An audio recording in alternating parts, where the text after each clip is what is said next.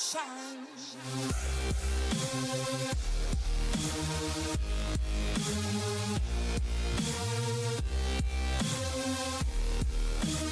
Welcome to the 2014 NBA Mock Draft, presented by Draft Prime HD. I'll be covering the first 15 picks in this year's highly anticipated draft. The picks are mostly what I would do as the GM of the team, but also factoring in what I believe the teams will do as well. I own none of the videos in this vid and take no credit for the images besides the picks themselves. The Cleveland Cavaliers are now on the clock. With the first pick in the 2014 NBA Draft, the Cleveland Cavaliers select small forward Andrew Wiggins, Kansas University. There's been a lot of hate going around with the Cavs once again winning the lottery. Bill Simmons voiced his displeasure in NBA Countdown, and point guard Ty Lawson of the Denver Nuggets took to Twitter to question the process of the lottery drawing. Rigged or not, the Cavs need to make up for last year's questioning choice of Anthony Bennett and select the guy fans have been enamored with all year in Andrew Wiggins. While I believe Joel Embiid is the best overall prospect in this year's class, his injury raises concerns over the Cavs franchise in contradicting reports. Wiggins, in my opinion, will be a bona fide stud in the league, and pairs with point guard Kyrie Irving to create a hyper-athletic tandem in Cleveland. Wiggins looks the part of a wing, with a 6'8", 200-pound frame, playing both shooting guard and the 3 spot in college. He finished second in the Big 12 Player of the Year voting behind ISU's Melvin Exum, but led his team with 17.1 points per game and had 5.9 rebounds a game, to show his versatility. While his mentality has always been in question, he turned it on late in the year, and despite not showing up at the Combine, recorded a jaw-dropping 44-inch vertical at a workout. Wiggins was turnover prone as a freshman, but his weaknesses could be easily corrected depending on who Cleveland picks for the next head coach.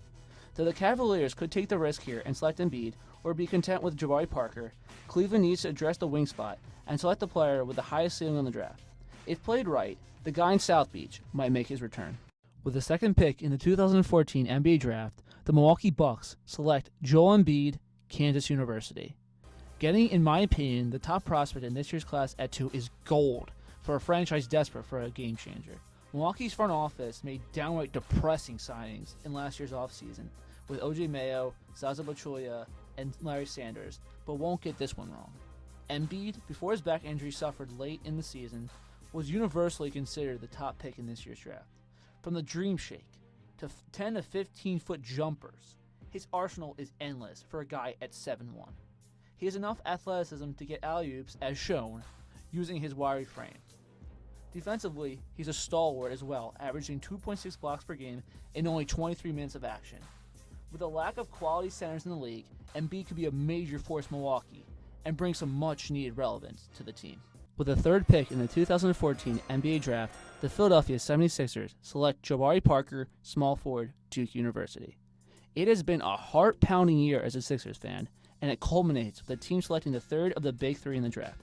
As much as I want Embiid to go first to get a shot at Wiggins, the Cavs would be dumb to pass on a player of need. Parker could go anywhere in the top 3, but his ceiling, stated by a lot, doesn't match up. The Sixers would get unbelievable value at 3 with Parker, and would get a serious need with a scorer who can fill in the 3 spot, much needed for the team.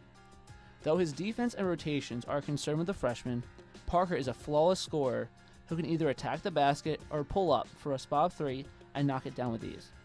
At 6'9" and around 235, he can get to the rim against smaller wings and finishes most of his attempts once he gets there. I see him playing both forward positions at the next level, similar to what Thaddeus Young brings to the team. At the 4, he would be a serious mismatch. Parker was named first-team All-American as a freshman. The reports have mentioned Exum as a possibility. General Manager Sam Hinkie understands what the team needs, and Parker fits the bill tremendously. With the Rookie of the Year in MCW and center Nerlens Noel coming back from injury, the Sixers would add another young talent for the future. Also having the 10th pick, they would look at the guard position to fill out a young and exciting starting lineup. With the 4th pick in the 2014 NBA Draft, the Orlando Magic select Dante Exum, point guard, Australia. If you've been following mock drafts, Exum is locked in the 4th spot for the Magic. If reports are true and the Sixers are interested in the point guard, then Parker's the obvious choice here. I'm not buying it though. Exum fits a whole lot better with Oladipo in Orlando. They can move the combo guard back to the 2 to fill in the role for Exum at the point guard position. With little film presented of the international prospect, I've seen a wiry, quick point guard who breaks down defenders and gets to the rim. I love how he knows his strengths as a player and were shown in the Nike Hoop Summit last year. Though his left and jumper are a question, His stroke looks fine, as his consistency just needs improvement. It wouldn't be a surprise if Exum is in the top 5 point guard discussion if he fixes some flaws. Though he is oddly compared to Kobe, I have no idea why, I see him as an MCW John Wall hybrid who relies on their physical tools to get points and sets up their teammates as well. With a talent infusion in Orlando headlined by Exum, the Magic can once again return to the top of the weak Eastern Conference this year and provide a polarizing backcourt in the process. With the 5th pick in the 2014 NBA Draft, the Utah Jazz select Noah Vonleh, power forward, Indiana. The Utah pick is different in every mock you'll see. From power forward Julius Randle to point guard Marcus Smart, I've seen 4 different players mocked for this pick. Noah Vonleh gives the Jazz a young athletic frontcourt pairing up with up-and-coming center Derek Favors. Enes Kanter is a bust, even though the team doesn't want to admit it, and slotting Vonleh here is the best option and one I think they'll go to. He is a horribly utilized player in Indiana this past year, averaging 11.3 and 9 rebounds per game in only 26 minutes.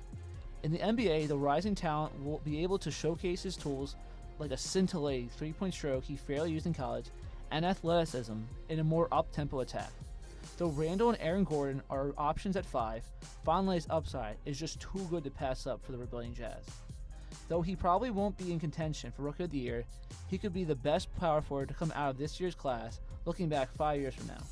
With point guard Trey Burke, Vonleh, Favors, and shooting guard Alec Burks, the Jazz have something to look forward to and one of the talented but young teams in the West.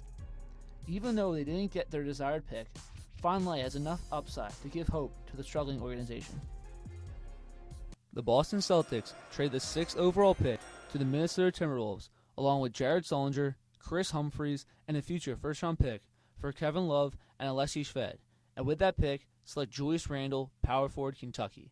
The blockbuster deal that fans have anticipated goes down the draft, with the Celtics capitalizing on young talent to bring a proven all-star in Love. Though they lose some assets, Love gives Boston a franchise talent to pair with crafty point guard Rajon Rondo. What makes this deal work is the chance that Love doesn't resign and gives Minnesota a high pick if he possibly bolts for another team in 2015. Love has a full year to work out an extension with the team, and his allegiance could put the Celtics back in the hunt for a title. The Wolves get Humphries due to his contract evening out the deal, and he can provide the defense necessary as a role player that this team has constantly lacked. Sullinger is Beantown's only tradable player that will entice the Wolves, and in return get Shved, who showed a glimmer of hope in his rookie year, filling a position of need at shooting guard. To the Wolves pick, they get a guy I absolutely love in Julius Randle. If you don't know the prospect, he's simply a beast. Randle is known for his downright physical play down low and utilizes his build to get rebounds and positioning once the ball hits the rim. The knocks on Randle are his complete lack of a shooting game and his underutilizing of his weak right hand. Randle averaged a double-double his lone season at Kentucky and showed to the world his abilities in the opener against Michigan State, single-handedly leading his team back into the game, which they eventually lost. He reminds me of DeJuan Blair at Pitt, mixed in a little bit with Zach Randolph to get a dominating lefty who works for every basket and will overpower you constantly. If Randle isn't in the discussion for top 5 power forward in 3 years, I will definitely be shocked. With the 7th pick in the 2014 NBA Draft, the Los Angeles Lakers select Aaron Gordon, power forward, Arizona. The Lakers are also contenders in the Love rumors, but don't have the resources in order to make a deal unlike the Celtics. Usually contenders, the Lakers have to accept life as a rebuilding team, possibly getting 2 lottery picks before their ascension into 2015 free agency. The process starts off with the uber-athletic power forward, Aaron Gordon. Despite publicly stating their admiration for point guard Dante Exum, the Lakers dropped the spot in the draft and were unable to land their prize. Gordon is the most polished player in this year's class, but gives the Lakers an all-around type of guy. He was tremendous defensively his only year at Arizona, and if you watch the Lakers this past year, this pick makes too much sense. If you haven't seen his highlight videos in high school, check him out because that's what he brings offensively to the table. Looking at his stats his freshman year, you'll see a mixed bag. Despite averaging over 12 points without a consistent jumper, he managed to also pull in 8 boards per game. Most of his damage caused off of putbacks and dunks, and he'll definitely need to work on his shooting in the offseason. At the Combine, during his interview, when asked about what he needs to work on, he addressed his shooting weakness and said he found a stroke that's more effective. Once he gets that fixed, we could be looking at a dangerous player in the NBA. With the 8th pick in the 2014 NBA Draft, the Sacramento Kings select Marcus Smart, point guard, Oklahoma State. Oh, what a year it was for the general of the Cowboys this past season. After declaring his return last year following a stellar freshman campaign, his stock dropped off a bit during his sophomore year. Built like a bowling ball, Smart combines his physical stature with an outside game in order to get his baskets. After picking the Cowboys to make the Final Four and upsetting Arizona on the way, I was depressed at what I saw from Smart despite putting up ridiculous numbers. He takes way too many ill-advised shots and needs to work on finding his teammates a bit more in Sacramento. He might get called out from his teammates, Rudy Gay and DeMarcus Cousins, if that happens. Looking at what he produced this past year, he improved in every major category in his transition year. A flaw he carries as a point guard is turning the ball over, and that definitely won't be acceptable at the next level. I don't see the Kings offering a max contract to point guard Isaiah Thomas, and picking Smart would allow him to run the show and possibly bring Sac down a playoff berth they haven't had in close to a decade. With an athletic backcourt of Smart and Ben McLemore, last year's first-round pick, the Kings could put up some points. If all three of the major power forwards are gone, as expected, Smart becomes the smart pick here, as the best player available. The Charlotte Hornets trade the 9th overall pick to the Phoenix Suns for the 14th and 27th picks in the 2014 NBA Draft, and with that pick, select James Young, small forward Kentucky. The Suns were the 2014 upstarts this past year in the NBA and barely missed out on the playoffs in the West. Everyone thought they were tanking, but in fact GM Ryan McDermott made all the right moves in the offseason. From trading for combo guard Eric Bledsoe to hiring coach Jeff Hornacek, they defied expectations and looked to build on a promising campaign. On the path to prosperity, I believe the Suns get their man in James Young, as teams are looking at him in the 10 to 14 range, according to reports. Young showed his jump shooting prowess as a freshman, hitting clutch baskets. Young was a reliable part in Kentucky's surge to the national title as well. Though I'm not high on his overall game, his ability as a wing player is valuable since he can play both ways on offense and isn't limited to being just a 3-and-D type of guy. He would start right away at small forward over reliable but detrimental PJ Tucker, who lacks an offensive game, and could spark Phoenix back into the playoffs as a 6 or 7 seed. But McDermott is a possibility here, but Young fits more of what the Suns' game plan is on offense. With the 10th pick in the 2014 NBA Draft, the Philadelphia 76ers select Gary Harris, shooting guard, Michigan State. After getting Jabari Parker at 3, the Sixers address their 2-guard position and take the safe player in Gary Harris. In a battle with Michigan's Nick Stauskas for the first true shooting guard off the board, I give the nod to Harris because Sixers are banking on this pick to work out. Harris is a safe pick here, and he showed his toughness during his career under coach Tom Izzo, though according to reports he only measured a little over 6'2" at the combine. Harris isn't the type of slasher that Young or Parker is, but he gets his points on the outside. Though his shooting percentage went down from his freshman year, he was a more versatile player, increasing his rebounds per game and assists. He was asked to do a little bit more in the offensive department his sophomore year, but hopefully for the Sixers, his struggles were just a fluke. Getting Harris, the team features one of the youngest starting lineups, if not the youngest, in the NBA, and will utilize Harris for his strengths as a knockdown jump shot shooter. His shot will be the deciding factor in how his career plays out. With a running gun type of team in Philly, his opportunities will be vaulted as they look at the shooting guard of the future in Gary Harris. With the 11th pick in the 2014 NBA Draft, the Denver Nuggets select Nick Stauskas, shooting guard, Michigan. With injuries to Danilo Gallinari and JaVale McGee, the Nuggets entered the lottery for the first time since the Carmelo Anthony days. Coach Brian Shaw did all he could with this group, and the team chemistry was pitiful during the season as Andre Miller was kicked off the team and later traded. Putting it all in the past, Denver will look to upgrade a seriously weak shooting guard rotation and draft Nick Stauskas with their selection. Stauskas is your prototypical 2-guard who knocks down consistent jumpers and can also get to the rim. Only known for being a 3-point shooter his freshman year, his stock took a major boost when he became an all-around type of player during his sophomore year at Michigan. He brings a moxie with him on the court and isn't afraid to have the ball with seconds left on the clock. He will struggle guarding faster wings in the NBA, but if he maintains a sweet stroke, many will look the other way to his weaknesses.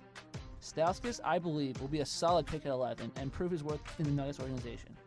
With Lawson, Stauskas, and Gallinari, the Nuggets will put up huge numbers this year, while letting power forward stud Kenneth Faried put in the work inside. Don't be surprised if the lottery team, like the Nuggets, was a one-time thing. With the 12th pick in the 2014 NBA Draft, the Orlando Magic select Dario Saric, power forward, Croatia. With one hole left to fill in their starting lineup, I'm surprised people haven't mocked Saric here more. If he does decide to come over, he gives the Magic a stretch 4 who can aid promising center Nick Vucevic in the front court. He has said in reports that if he is drafted by a team other than the Lakers or Celtics, he will return to Croatia for another year. The Magic can afford to wait on his development, but if he comes over, they are a definite playoff team. Saric as a player is a talented stretch four whose stroke needs some fine-tuning, but is also deadly. He is athletic enough to put the ball on the floor, as well as attacking the defense. Like many other international players, Saric gets bullied on the inside and struggles to maintain position for rebounds. In an interview, he said that no one could do what he did for his team, as he was the Adriatic League's leading scorer and rebounder, and was named MVP. My friend told me he also played point guard for his team at 6'10". If he turns out to be an Ilyasova type in his prime, the Magic will take that, but Saric is a more athletic specimen who has a swagger to be better. Let's hope he backs it up and comes to the States.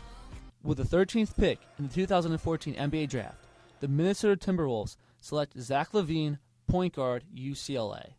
Zach LaVine has been on everyone's radar the past couple of months after his showing at the Combine. The freshman struggled for playing time in a crowded backcourt at UCLA, but when he was on the court, he was magical. After consistently putting up points in non-conference games, the combo guard caught the attention of many scouts and was getting real lottery consideration. During the conference slate, he struggled to find his shot and looked overwhelmed at times. If you like athletes, then LaVine is the guy for you. He arguably had the best showing at the Combine, and the tape speaks for itself. There are a couple major problems, though, with him as a prospect. He has zero defensive game, and was strictly a scorer in his freshman year. Looking at the tape, LaVine shows little interest on the other side of the ball and lacks energy to make plays with his size. He could have been a 14-5-5 type of guy his freshman year, but he didn't factor into the team's mentality when playing. In a right system like Minnesota, who overlooks defense, LaVine could be a dangerous six-man behind Ricky Rubio and Kevin Martin. Looking at the roster post-Kevin Love, the youth is evident with Julius Randle and Zach LaVine, but the team needs an overhaul as they should look to deal the aging Kevin Martin and avoid re-signing Nikola Pekovic in the offseason. With the 14th pick in the 2014 NBA Draft, the Charlotte Hornets select Doug McDermott, small forward Creighton. Just imagining the pairing of Dougie McBuckets with Michael K. Gilchrist just makes me laugh. They both are synergetic with their games, complementing each other tremendously. What McDermott brings is an offensive arsenal seldom matched in the game today. He will provide major minutes off the bench for the new-look Charlotte Hornets when MKG is out, and for a team that needs scoring, he's an ideal fit. Looking at some of the numbers, McDermott is highly skilled in the all-around offensive department, leading the NCAA with 26.7 points per game on a ridiculous 52.6% shooting. He hit an astounding 86% of his free throws and got 7 boards to lead his team as well. His signature post fade is reminiscent of the Mavs' Dirk Nowitzki, and he's crafty enough, watching his tape at Creighton, to get buckets inside, cutting to the hoop. It's easy to compare him to former bust Adam Morrison since they have similar games, but McDermott looks the part as a determined prospect that works every day to help his team and improve his game. He said that no one watches more film than he does, and with an impressive basketball IQ, should look for ways to shoot over more athletic wings at the next level. I see McDermott as a future starter, whether it be in Charlotte or somewhere else, but for now he is a lucky asset the team is stacking the Pistons for.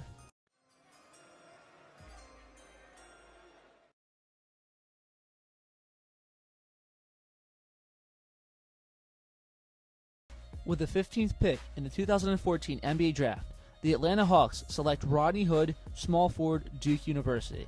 The forgotten one in Duke, Hood gives the Hawks definite value at 15 while providing a need at small forward for the team. Hood put up back-to-back 27-point games in the first week of January against Georgia Tech and Notre Dame, but like Parker, struggled mightily against Mercer in the first round of the NCAA tournament. The Duke small forward is relatively old for a sophomore after he redshirted from Mississippi State, but he was an offensive weapon for the team. He shot 46% for the field and was second on the team with 16.1 points per game. His lankiness is beneficial for his mid-range game, which he displayed during the season, but he could also use a little more bulk to his frame at 6'8". He is a major upgrade in my opinion over starter Damari Carroll, and getting a starter at 15 would get the Hawks an A for the pick. For a team one win away from being the 1 seed, the Hawks could utilize Hood as a starter and would also get back center Al Horford from injury. Needing an offensive punch, Hood fits the Hawks roster tremendously.